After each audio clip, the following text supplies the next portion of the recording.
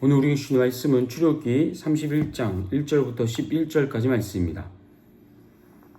여호와께서 모세에게 말씀하여 이르시되 내가 유다 지파 훌의 순자요 우리의 아들인 부살레를 지명하여 부르고 하나님의 영을 그에게 충만하게 하여 지혜와 총명과 지식과 여러 가지 재주로 정교한 일을 연구하여 금과 은과 노수로 만들게 하며 보석을 깎아 물리며 여러 가지 기술로 나무를 새겨 만들게 하리라.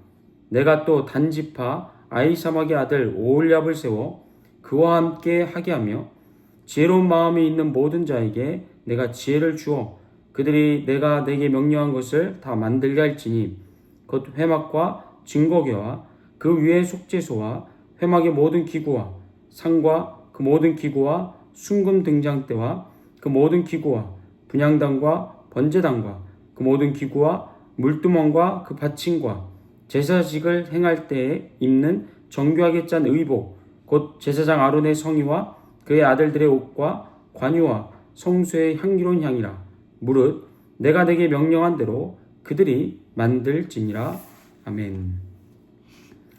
출애굽기 30장으로 성막 건축에 대한 지시사항을 모두 전달하신 가운데 오늘 본문인 출애굽기 31장에서 하나님은 모세에게 두 가지를 또 추가적으로 말씀하시는데, 하나는 우리가 오늘 읽었던 본문인 1절부터 11절까지 성막을 제작할 기술자들을 임명하신 것이고요.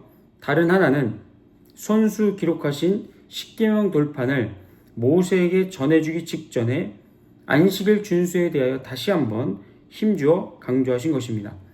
이 가운데 우리가 본문에서 읽었듯이 오늘은 하나님께서 직접 임명하신 기술자들에 대해서 살펴보고 나머지 내용은 다음 시간에 보도록 하겠습니다.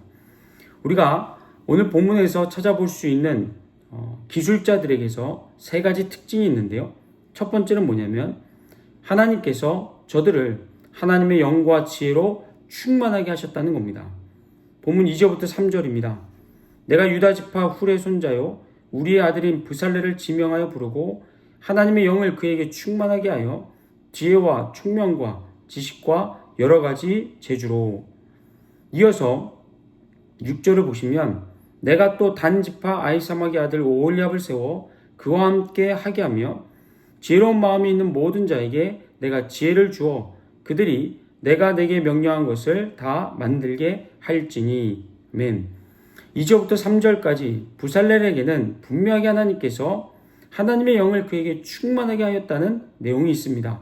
그러나 6절에서 우리가 보았듯이 오홀리압에게는 그러한 언급이 없습니다.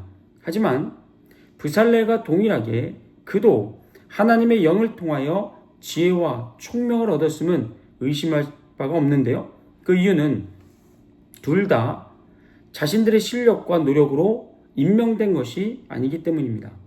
다시 말해 소정의 자격시험을 통과했다거나 사람들의 추천에 의하여 성막 기술자가 된 것이 아니라 그 전까지 무명이었던 그들을 하나님께서 지명하여 세우셨습니다.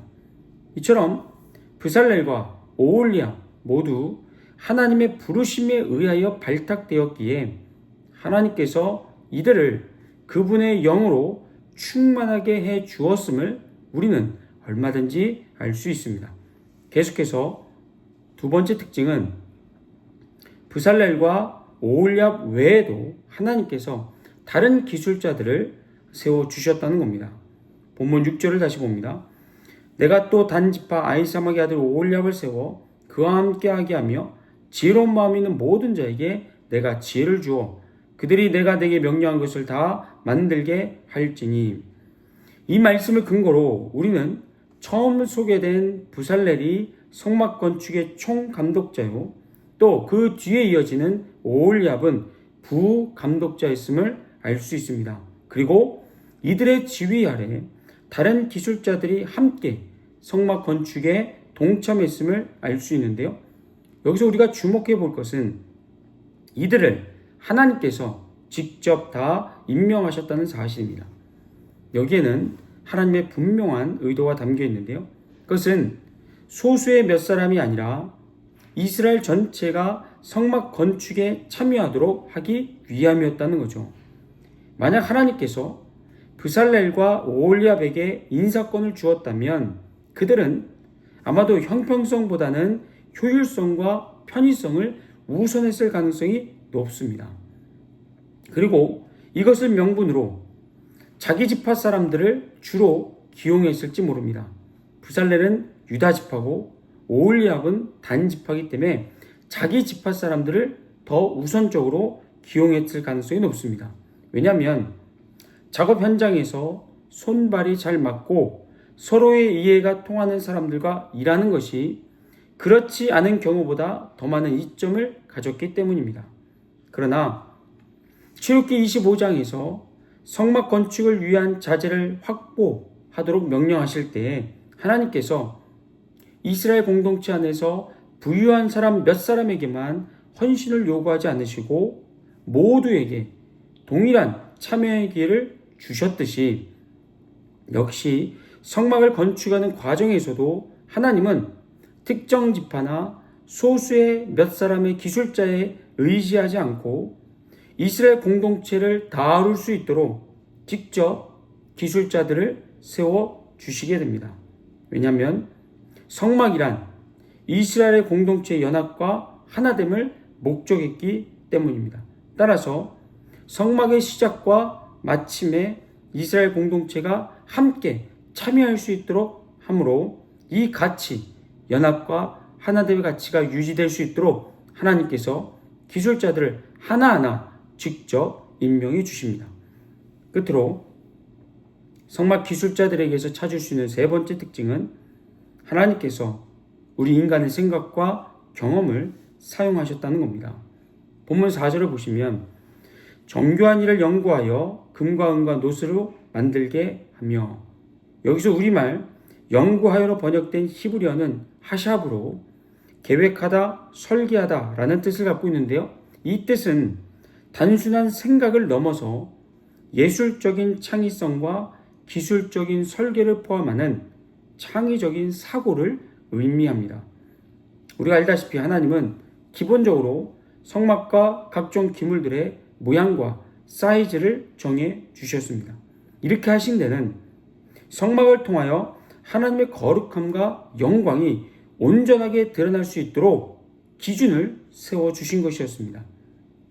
만약에 그냥 모든 것을 다 처음부터 인간에게 맡겼다면 자칫 세상의 유행과 아름다움을 쫓아서 하나님의 거룩함이 훼손되거나 그분의 권세와 영광이 축소될 수 있었기에 그렇게 되지 않도록 기준을 세우는 차원에서 모양과 사이즈를 정해 주셨다는 것이죠.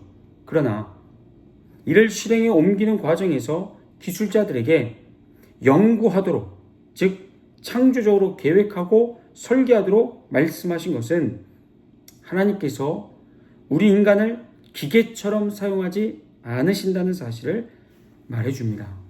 다시 말해, 하나님께서 우리 인간을 만드신 목적은 아무 생각 없이 그분의 명령만을 무한 반복하는 로봇이 아니라 우리의 생각과 경험을 마음껏 활용하여 하나님의 영광을 창의적으로 드러내는 동역자로 우리 인간을 세우셨다는 것입니다.